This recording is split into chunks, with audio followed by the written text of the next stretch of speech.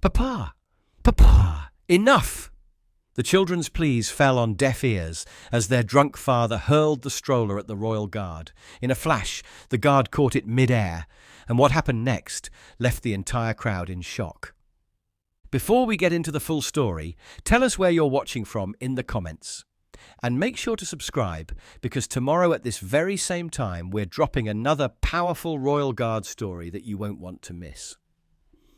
The morning sun cast long shadows across the courtyard of Windsor Castle as tourists gathered in droves, cameras at the ready.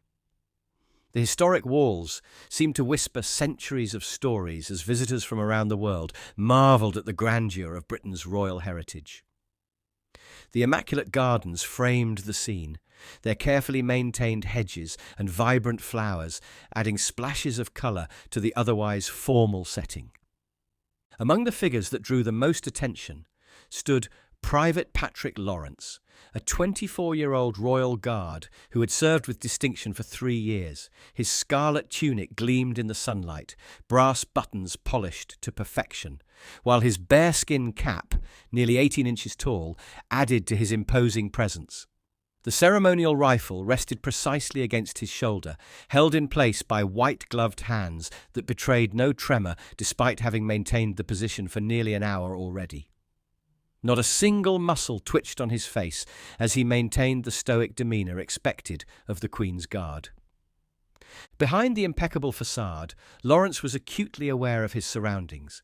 His training had honed his peripheral vision to detect potential threats while maintaining the appearance of statuesque focus that tourists expected. In his 3 years with the Guards, he had endured countless attempts to break his concentration, from silly dances and jokes to inappropriate comments and even occasional harassment. Through it all, his discipline had never faltered. Lawrence had awakened at 4:30 that morning, meticulously preparing his uniform before reporting for duty. His boots reflected his dedication, polished to mirror-like perfection after 2 hours of careful attention the previous evening. Though tourists often saw only the ceremonial aspect of his role, Lawrence was a decorated soldier who had completed 3 tours in conflict zones before earning his place in the elite guard unit. The crowds were particularly heavy that day. A mix of eager school groups, foreign tourists, and British citizens showing relatives around the historic grounds. Security staff worked diligently to manage the flow of visitors, occasionally reminding people to stay behind the barriers that separated them from the guards. "Daddy, I can't see," whined a small voice from within the crowd. A man in his mid-30s with dishevelled brown hair pushed through the throng, dragging a double stroller with 2 young children. The sharp scent of alcohol emanated from him, noticeable even in the morning air. His eyes were bloodshot, his movements uncoordinated as he lurched forward, nearly toppling an elderly woman. "Out of my way," he slurred, his accent marking him as a visitor from the American Midwest. "My kids need to see this. We didn't pay all this money to stand in the back." Several tourists exchanged uncomfortable glances as the man continued pushing forward, his behaviour becoming increasingly erratic. His children, a boy and girl who appeared to be around 5 and 3 years old, looked embarrassed and frightened as their father created a scene. "Sir, please remain behind the barrier," a tour guide advised gently, noticing the man's aggressive advance toward the restricted area. The father's face flushed with anger. "Do you know how much this trip cost me? These guards are public servants. They work for us, the people who come to see them." His voice grew louder with each word, causing nearby visitors to step away uncomfortably. Private Lawrence remained perfectly still, eyes focused straight ahead, though he registered the developing situation in his peripheral vision. Years of training had prepared him for such disturbances. Maintaining composure was paramount, regardless of provocation. The father pushed the stroller dangerously close to the red rope that marked the restricted area. His son tugged at his sleeve, pleading quietly, "Dad, please, you're being embarrassing." "Shut up," the man hissed, yanking his arm away. "I'm trying to give you a good experience here." A palace attendant approached cautiously. "Sir, I must ask you to step back. The guards are on active duty and require space to perform their responsibilities." the father scoffed, his words slightly slurred as he responded. They're not doing anything but standing there. My tax dollars pay for this show. Actually, sir, you're a visitor, so... The attendant began, but the father cut him off with a dismissive wave. Private Lawrence remained motionless, though his senses heightened as the disruption escalated. The morning sun beat down on his heavy uniform, but his training had taught him to ignore discomfort. His mind calculated potential scenarios, while his exterior betrayed nothing but perfect discipline. The situation deteriorated rapidly as the father continued his tirade, becoming increasingly volatile with each passing minute. Sweat beaded on his forehead, his movements growing more unpredictable as the effects of alcohol amplified his agitation. "Dad, I want to go," whispered the young boy, shrinking into the stroller as onlookers began recording the scene on their phones. The little girl had begun to cry softly, her small hands covering her ears. "We're not going anywhere until we get what we came for," the father snapped, lurching forward again. The stroller wheels bumped against the barrier, causing it to shake. "Hey, guard, do something! Move, or talk, or something! What kind of tourist attraction just stands there?" An older gentleman in a veteran's cap stepped forward, placing himself between the drunk father and the barrier. "Sir, these men are active military personnel. They deserve your respect." "Get out of my face, old man," the father snarled, his breath heavy with the scent of whiskey. He shoved the veteran roughly, causing several gasps from the crowd. A woman who appeared to be in her 40s approached the children, kneeling beside the stroller. "Are you okay, loves?" she asked gently. The kindness in her voice made the little girl cry harder. "Get away from my kids!" the father shouted, staggering back toward the stroller. "Everyone thinks they know how to parent better than me. Well, I'm sick of it." The crowd had grown tense, many backing away while others called for security. Private Lawrence maintained his position, though his training had prepared him to intervene if absolutely necessary to prevent harm. "Sir, please calm down. There are children present," urged another tourist, a tall man with a German accent. "My children," the father emphasized, poking his own chest hard enough to unbalance himself. "Mine, and I'll show them what I want." He grabbed the handles of the stroller violently, causing both children to yelp in fear. The little boy attempted to climb out, but his father roughly pushed him back down. "Stay put! I'm trying to give you culture, you ungrateful!" He stopped mid-sentence, his attention returning to the impassive guard. "You think you're better than me?" he shouted at Private Lawrence, whose expression remained unchanged despite the escalating danger. "You with your fancy uniform and your stuck-up attitude." Several security personnel were now moving through the crowd, but hadn't yet reached the disturbance. The father's rage seemed to reach a boiling point as he fumbled with the stroller straps, releasing his children. "Get out," he ordered them, roughly pulling them from their seats. The children scrambled away, the older boy protectively grabbing his sister's hand as they backed toward the kind woman who had spoken to them earlier. What happened next occurred so quickly that many witnesses would later give conflicting accounts. The father, in a fit of drunken rage, grabbed the empty stroller by its frame and hoisted it over his head. "You want to ignore me?" he screamed at Private Lawrence. "Let's see you ignore this." With a violent thrust, he launched the stroller directly at the guard, the heavy metal frame hurtling through the air toward the stoic serviceman. The crowd erupted in screams, parents pulling children to safety as the makeshift projectile flew toward its target.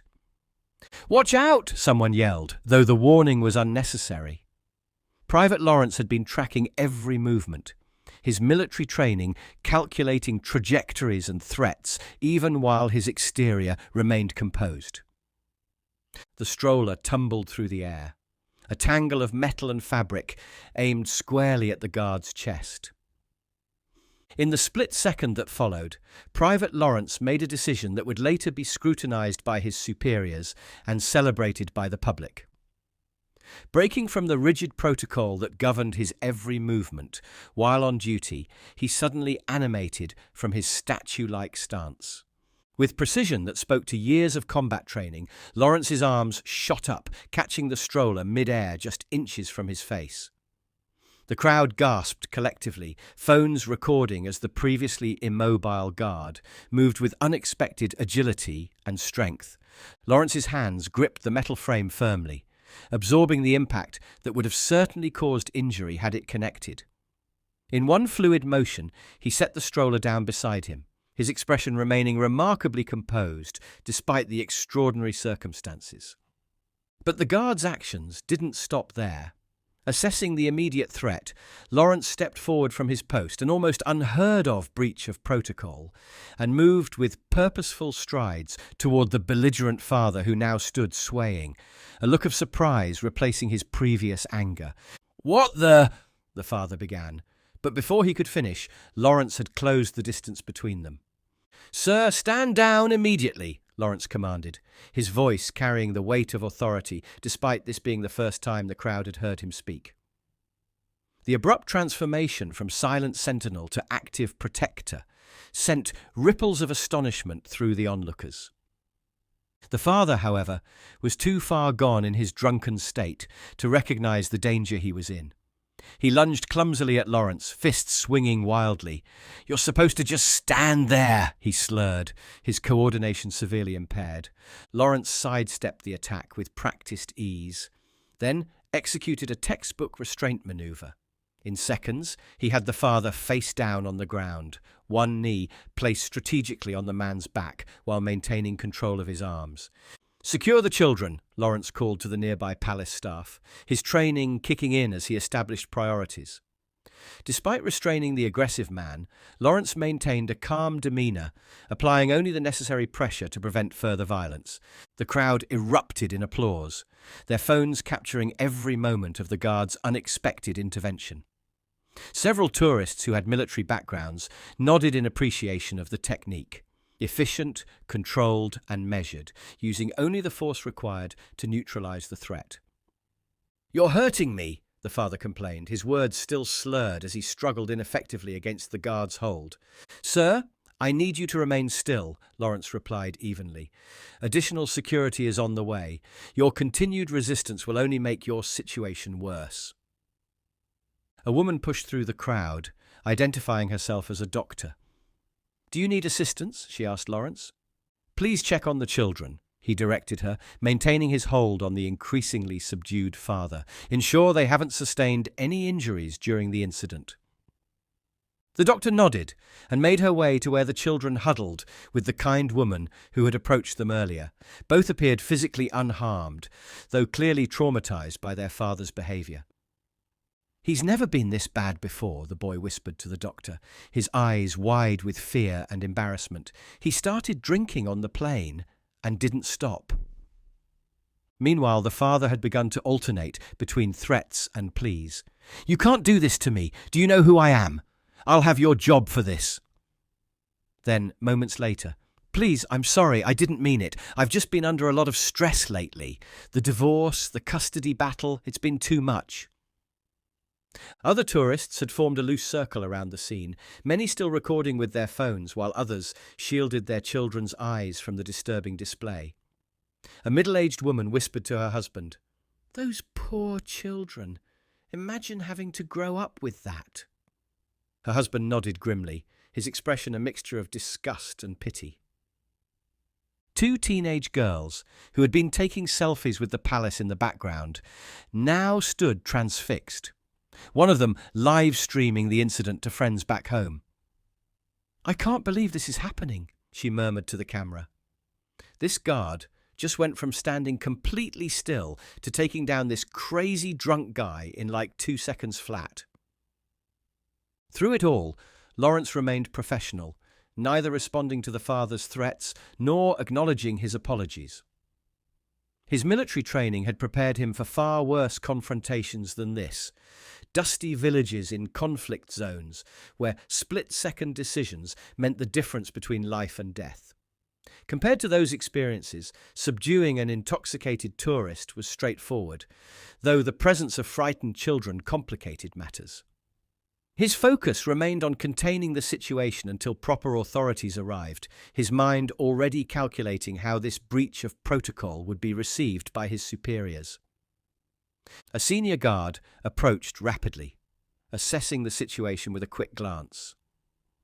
"Private Lawrence, report," he commanded. "Subject became violent and threw a projectile at my position, sir," Lawrence responded precisely. "I determined there was immediate danger to civilians and acted to neutralize the threat." The senior guard nodded. "Well done, Private. Security is incoming to take custody." As Private Lawrence maintained his hold on the struggling father, the crowd formed a protective semicircle around the frightened children. The little girl had stopped crying, her eyes fixed on the guard, who had moved with such surprising speed to prevent disaster. Her brother stood beside her, his small hand still gripping hers tightly. "Those poor dears," murmured an elderly woman, offering the children a handkerchief, "to witness such behaviour from their own father." Palace security personnel pushed through the crowd, their radios crackling with updates. 2 officers immediately moved to assist Lawrence, taking control of the subdued father. "We've got him, Private," said one officer, professionally applying restraints to the man's wrists. "You can return to your post." Lawrence nodded, but didn't immediately move. His gaze shifted to the children, who watched the proceedings with wide, tearful eyes. Making another decision that deviated from protocol, he straightened and approached them, kneeling to meet them at eye level. "Are you both all right?" he asked, his voice gentler than anyone might have expected from the stoic guard. The boy nodded hesitantly. "Is our dad going to jail?" he asked, his voice barely above a whisper. Lawrence considered his response carefully. "Your father is having a difficult day," he explained, maintaining eye contact with the child. "The security officers will make sure he gets the help he needs." The little girl, who had been silent until now, suddenly reached out and touched the brass button on Lawrence's uniform. "Your clothes are pretty," she said softly. A hint of a smile touched Lawrence's lips. Another break from the rigid protocol he normally followed. "Thank you, miss," he replied. "These buttons are very special. Each one has a meaning." "What do they mean?" the boy asked, momentarily distracted from the chaos around them. Lawrence pointed to the regimental insignia. "This shows that I'm part of a team. We look after each other, and we look after people who need help, like you and your sister right now." Meanwhile, the father had begun shouting again as security officers led him away. "Those are my kids! Where are you taking me? I have rights!" The children flinched at the sound of his voice. Lawrence positioned himself to block their view of their father being escorted from the area. "I didn't mean for my dad to throw our stroller," the boy said suddenly, his face flushing with shame. "He's been really angry since Mum left." Lawrence nodded in understanding. "None of this is your fault," he assured the children. "Sometimes adults make poor choices, especially when they're hurting inside." A female security officer approached, crouching beside Lawrence. "Hello there," she said warmly to the children. "My name is Officer Bennett. We're going to need to find someone to look after you while we sort things out with your dad. Is there someone we can call? Maybe your mum or another relative?" The boy looked uncertain. "Our aunt came with us on vacation. She's back at the hotel because she wasn't feeling well." He paused, glancing at his sister before continuing. "She didn't want to come today because she and Dad had a big fight last night about his drinking. She told him he shouldn't come here if he was going to keep drinking, but he said he paid for the trip and could do what he wanted." The little girl tugged on Lawrence's sleeve. "Aunt Melissa makes the best pancakes," she offered softly, seemingly desperate to talk about something normal amid the chaos. "She puts chocolate chips and bananas in them." Lawrence nodded seriously, as if this information were of tactical importance. "That sounds delicious," he replied, his formal tone softening slightly when addressing the child. The boy continued. "Dad kept saying he was fine to drive, but Aunt Melissa took the car keys and told him to take a taxi if he wanted to go out. That made him really mad." Officer Bennett exchanged a glance with Lawrence, both adults recognizing the fuller picture emerging of the family situation. She then smiled reassuringly at the children. "That's very helpful information.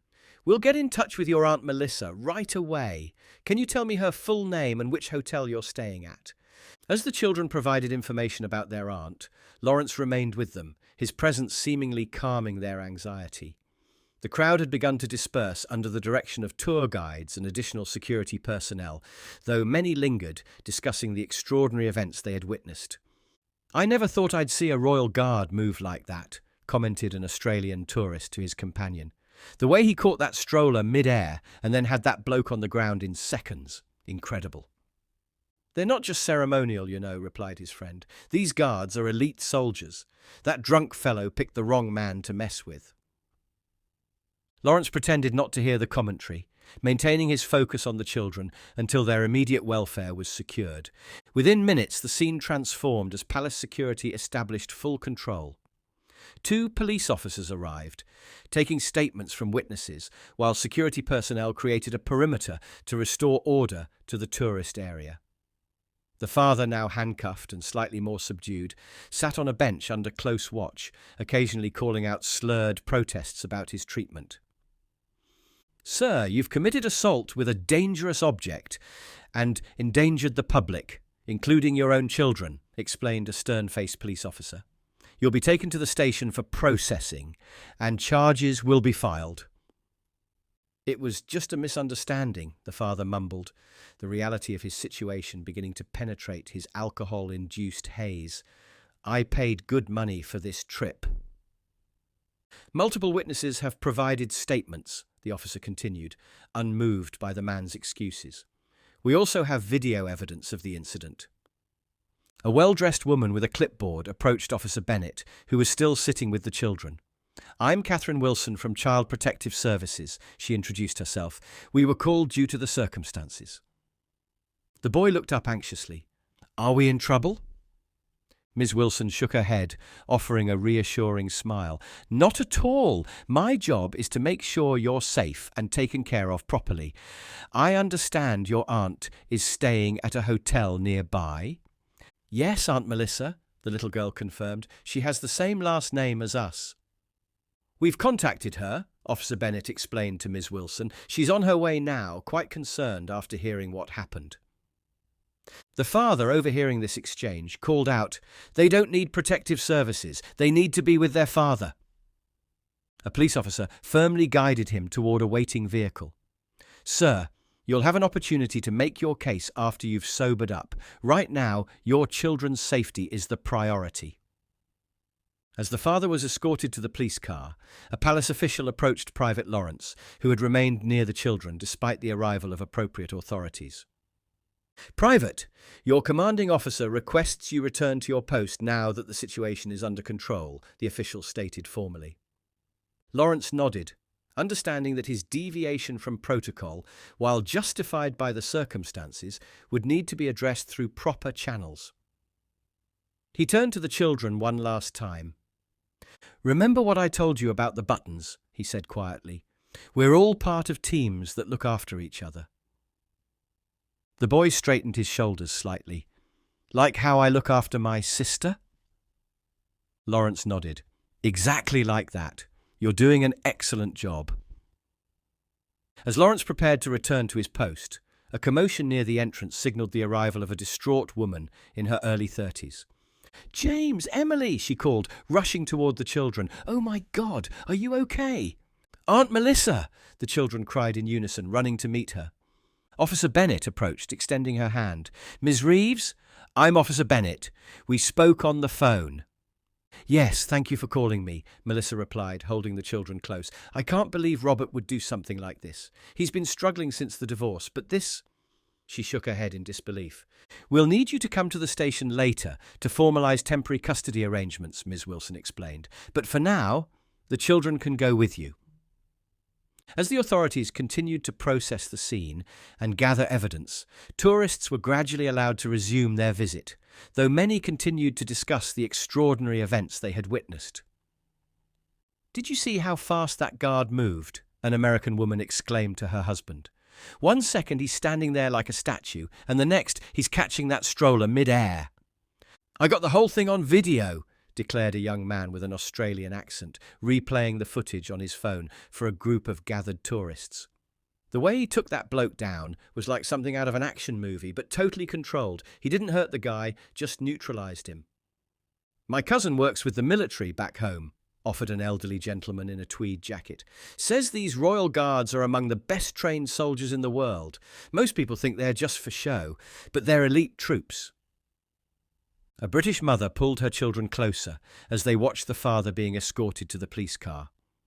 That's why we respect the Guards, she explained quietly. They're not mannequins or tourist attractions. They're soldiers doing an important job. Those poor kids, a woman in a floral dress murmured, shaking her head. They looked so frightened. Thank goodness someone stepped in before things got worse. I've seen people mess with the Guards before, commented a tour guide to his group, trying to make them laugh or blink. But this is the first time I've seen someone actually attack one. Most people don't realise these Guards are authorised to respond with force if needed. News of the incident spread rapidly through the palace grounds, with tourists who had arrived later questioning those who had witnessed it firsthand. Already, the story was growing, details shifting subtly with each retelling. Though the core remained the same, a royal guard had broken protocol to protect the public from a dangerous individual, demonstrating that beneath the ceremonial exterior lay a highly trained professional. Private Lawrence marched back to his post with measured steps, his face resuming the impassive expression expected of the Queen's Guard.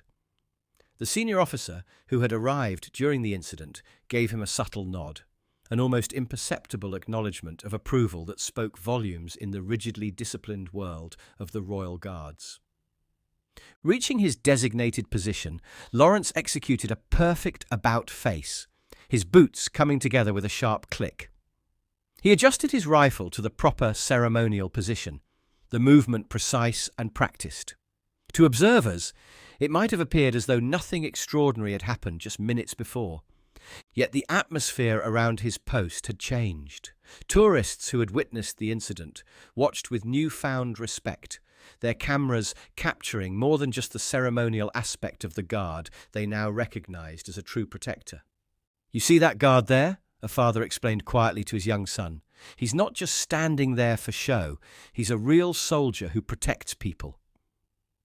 An elderly veteran approached as close as the barrier allowed, offering a formal salute to Lawrence, a gesture of respect from one serviceman to another. Lawrence's eyes flickered briefly in acknowledgement, the only movement in his otherwise perfect stillness. The children and their aunt passed by on their way out, escorted by Officer Bennett. The little boy stopped, tugging at his aunt's hand. "That's him," he whispered, pointing at Lawrence, "the guard who helped us." Melissa looked at the stoic figure, understanding dawning on her face. "Thank you," she mouthed silently, though Lawrence gave no indication of having seen the gesture. The little girl waved goodbye, a small smile finally appearing on her tear-stained face. Then they were gone, guided through the crowd toward whatever came next in the aftermath of their father's actions. The tour guides resumed their presentations, explaining the history and significance of the Guards to newly arriving groups. Life at the palace returned to its normal rhythm, the incident already becoming a story to be retold, and through it all, Private Patrick Lawrence stood at attention, his duty uninterrupted, a living symbol of discipline and service. And there you have it, friends, a powerful reminder that behind every uniform stands a real person with training, dedication, and the judgment to act when duty calls. While the Royal Guards maintain their famous composure through tourist antics and challenging weather, they remain vigilant protectors, ready to respond when true threats emerge. What would you have done if you witnessed this shocking incident? And do you think the guard should have been permitted to break protocol? Or should he have maintained his post regardless of the danger? Let us know your thoughts in the comments below. If you enjoyed this true account of honour and duty, please take a moment to like this video and subscribe to our channel for more extraordinary stories about the men and women who guard our most precious traditions and institutions. Don't forget to hit that notification bell so you'll be the first to know when we post new content. And check out our other videos appearing on your screen right now to discover more fascinating stories that most people never get to hear. Until next time, remember that respect and tradition go hand in hand, and sometimes the most still waters run the deepest.